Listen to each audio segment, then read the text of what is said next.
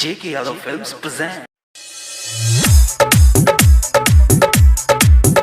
अभी आप सुन रहे हैं विपिन बवाली को। बेजोड़ा छोगे तो हरी समान, बेजोड़ा छोगे तो हरी समान छोड़ी के कितना हो दियो बखान। बेजोड़ा छोगे तो हर समान, बेजोड़ा छोगे तो हर समान। बोले के करा केकरा नाम कर भी दुकान। बेजोड़ा छोगे तो हर समान, बेजोड़ा छोगे तो हर समान। करी के तना हम करियो बखान। बेजोड़ा छोगे तो हर समान, बेजोड़ा छोगे तो हर समान छोड़ी गे।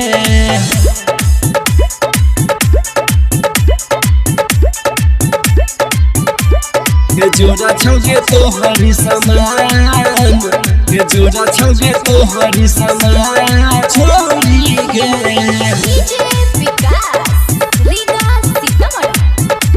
बेजोड़ा छोगे तो हरी समान, बेजोड़ा छोगे तो हरी समान छोड़ी गे।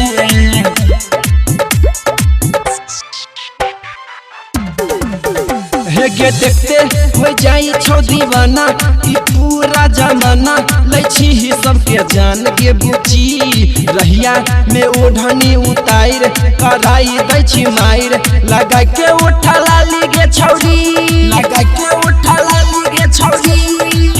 हेगे देखते हो जाई छो दीवाना, ई पूरा जमाना लैछी ही सबके जान के बुची। रहियो में ओढ़नी उतार कराई दै छी मार। लगाई के होठला लीगे छौरी, कितना छौरा भेलो पूरा बान। बेजोड़ा छौगे तो हर समान, बेजोड़ा छौगे तो हर समान। कितना हम करियो बखान। बेजोड़ा छौगे तो हर समान, बेजोड़ा छौगे तो हर समान।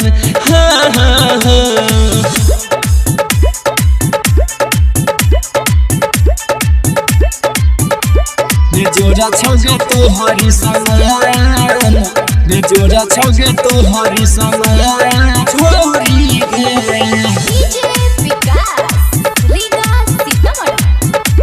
बेजोड़ा छोगे तो हरी समान, बेजोड़ा छोगे तो हरी समान छोड़ी गे।